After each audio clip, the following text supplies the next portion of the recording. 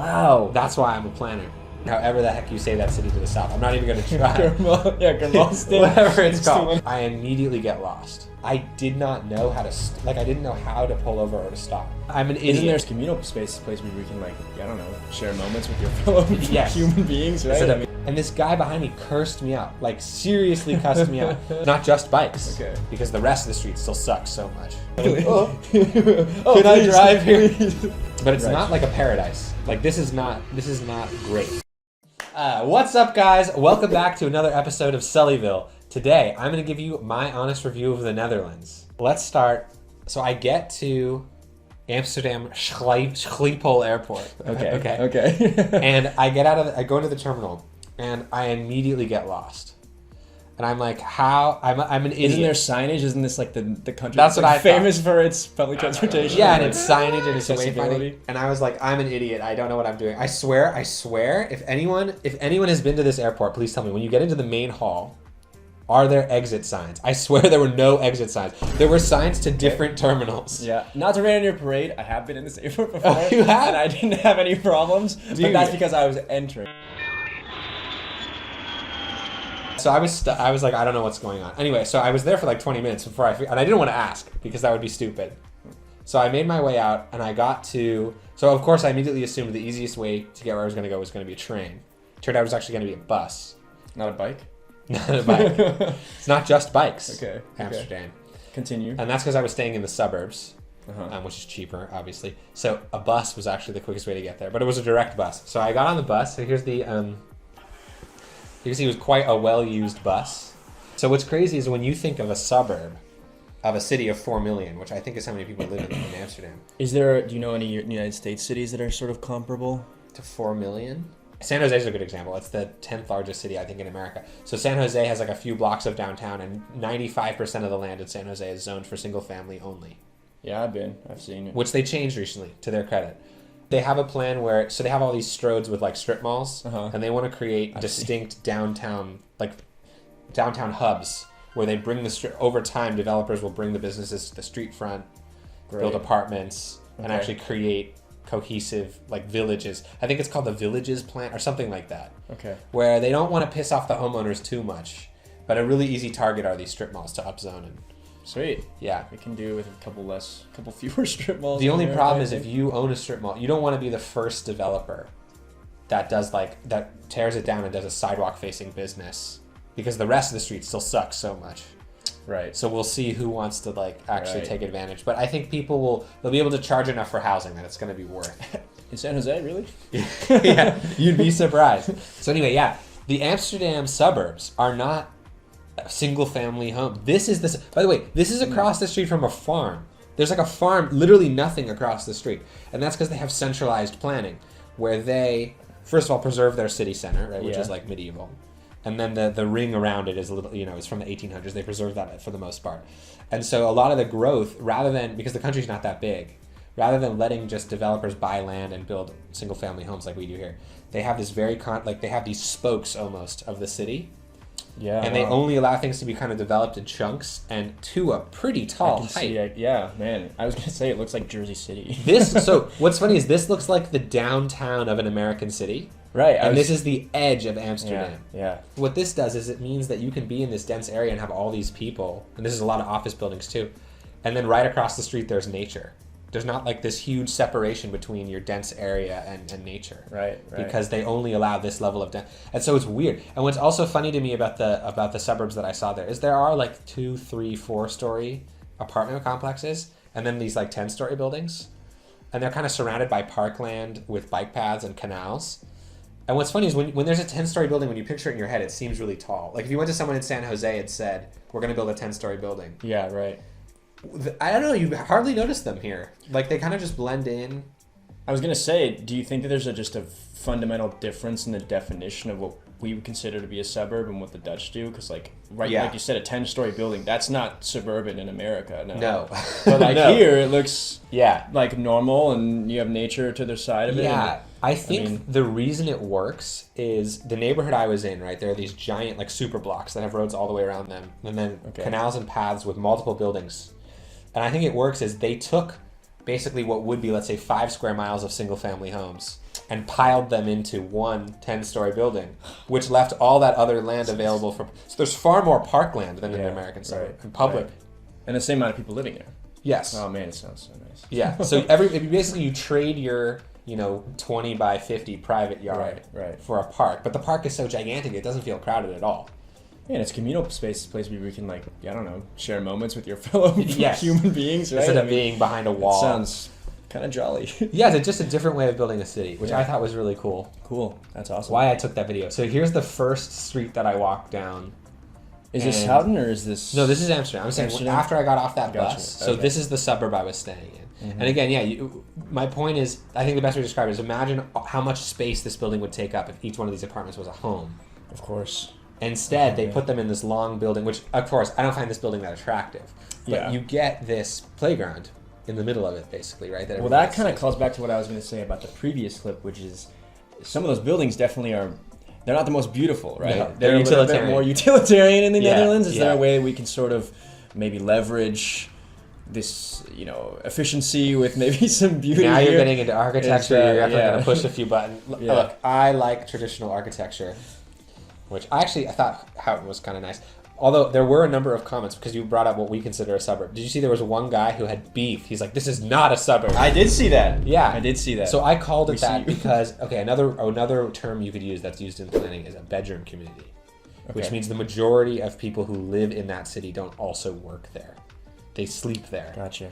And so that's really important in planning because then you have to figure out what is the route that people are taking from the bedroom community to the job center. And in America, usually that would be a freeway. Mm-hmm.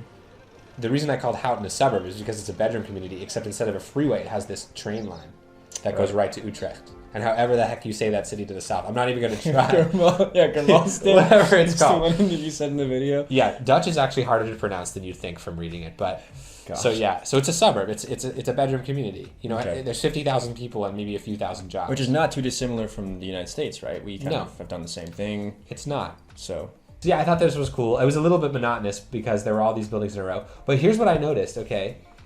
There's a parking lot in front of this building. So it's not like it's car free. But check out how it's constructed. The sidewalk that I'm standing on goes across the driveway. Rather than the driveway going across the sidewalk. Oh my God. Right? Dude, I would never notice that. That's the opposite of what we do. Because they're basically they're showing what's the priority is. The priority is pedestrians. You got to slow for them. Oh my God, dude! Wow, that's why I'm a planner. That's ridiculous. And then the driveway itself is paved with brick and not asphalt, which makes this rumbling noise and actually makes you slow down. And the color coordination, like they do with the bike lanes. I mean, geez, there's so the sidewalk is gray. Yeah, the parking lot's a different color. But yeah, and of course the Dutch people are like, oh my God, they're talking about it. But no, you can see it's thoughtfully designed in a way that we would not have here. And I bet it's in a code somewhere that it was designed like this. I don't know if it was by accident or... Whatever it was, I mean, you can tell that there wasn't, I don't know, it's effective. Yeah. Jeez. It's also not a mixed-use building, right? Not everything has to be mixed use. Yeah. My point in why I was filming some of these is there are buildings in America that look like this. It's what's around them, right? Like the parking lot and the sidewalk. Yeah. So, okay, this is still in the suburbs. Again, buildings not of note. What I thought was cool is in a lot of places, you'll have your walkable town square downtown in the downtown. And the suburbs just have no gathering spaces. Mm-hmm. So what they did here is in this, outer suburb that I'm sure most of people who live, unless they live there, never go there. They created a town square that, even though the architecture is not old, in form, it imitates a square of an old European city. So it's car free. It is framed. So framing is something that planners talk about a lot. If the space feels too open, it feels exposed. Mm-hmm. And we're like animals of prey, it feels bad. So it's framed. Cars are on the other sides of the buildings. There are distinct entrances to the space between the buildings. So it's just like a square in an old city. Could I ask you if cars can pass through here ever? I don't know. Because these tents look pretty permanent. Yeah, okay. Because in my experience with European travels, I've seen a lot of these sort of imitations of markets that sort of spring up in these alleys, and then cars can pass through politely. Yes. I don't think that's the case here. Not the case? Okay. I didn't see retractable bollards. It looked permanent. Because also there's outdoor seating here. Yeah. I mean, regardless, it's leaps and bounds ahead of, I think, what we've got in most of the United States. And once again, this is what, like at least a 10, 15-story building, and it's sort of I didn't even notice. I did not even notice. Yeah, look how tall it is. That's so funny. Oh my god! See, my eyes are on the tents here. Right. Tall buildings are not scary. It was kind of my point. Yeah. And which we have a short about, by the way. Which we do, which not that many people watch. Yeah. What's funny about this too is that you have the density to support this marketplace. Yeah. So the problem that American planners have is we, especially like in small towns or in suburbs, we try to create spaces like this. The population density just isn't there. Right. So it's never going to look as full. And, no one's going to want to sell vegetables in a place where they're going to go bad because not enough people walk by. Mm-hmm. Yeah, absolutely not. And everyone has to drive to it. And there's a business kid on a bike. You see, actually, the delivery trucks are allowed to come in here. See, there you go. But not cars. I did not see any private cars. Well, that's a car. It's a delivery truck. Sorry, we need to get into the semantics of automobiles. Here you go. And I'm just, again, we're marveling at it because in all of Los Angeles, I don't think there's a single place that looks like this. I don't. I think even in downtown, I don't know. I've never... The Grove is like the fake... our like cheap imitation of like what you guys have on the regular. Yeah. And then look at the front yards of these houses. They're just filled with bikes. Yeah. There were so many. What I found is that the Netherlands has a bike parking. They do not have enough room to park their bikes, which is crazy because bikes don't take up that much space. Yeah, I've seen them. The bridges full of bikes. The whole entire street. And like there are these designated areas where there's just like rows of bikes. It's kind Imagine if those were all cars. That's LA. My god! Well, I was gonna say I don't need to imagine that, man. I live that every day. If every bike became a car. So this is in the older part of the city. Mm-hmm. But yeah, they have these bollards. What I love here too is that they don't have that much room. An American planner or engineer might look and be like, oh, I don't know where I'm going to put everything.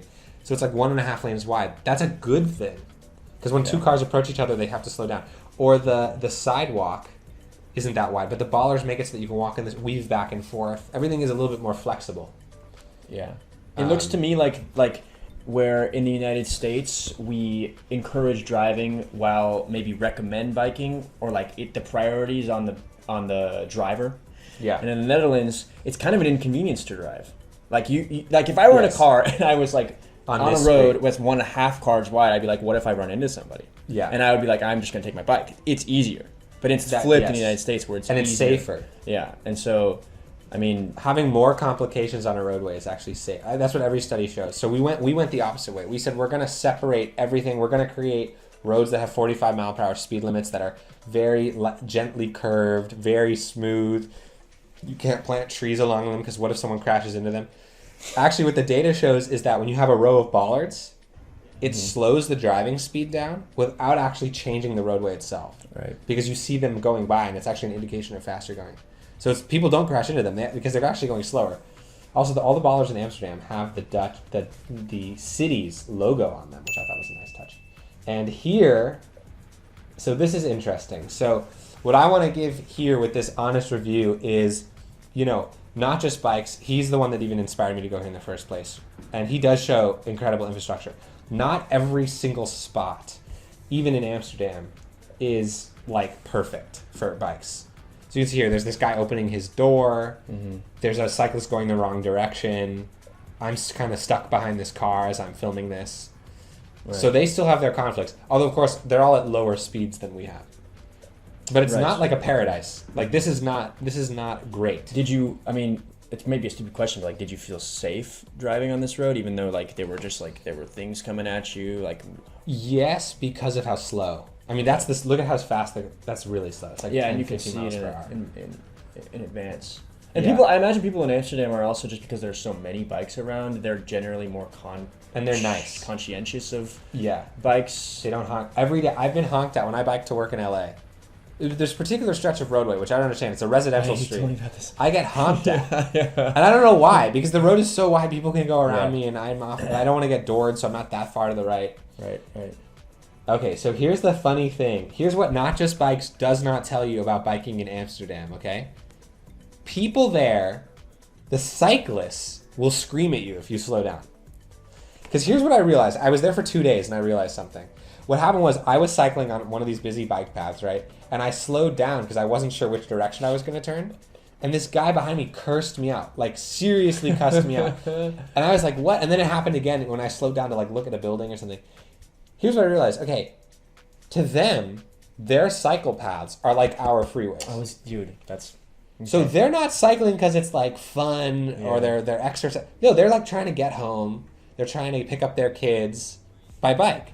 And so just like how in America, if you like stop short on a road and like look around, people honk and scream at you. Yeah, of course. They do the same thing, but it's the bike version.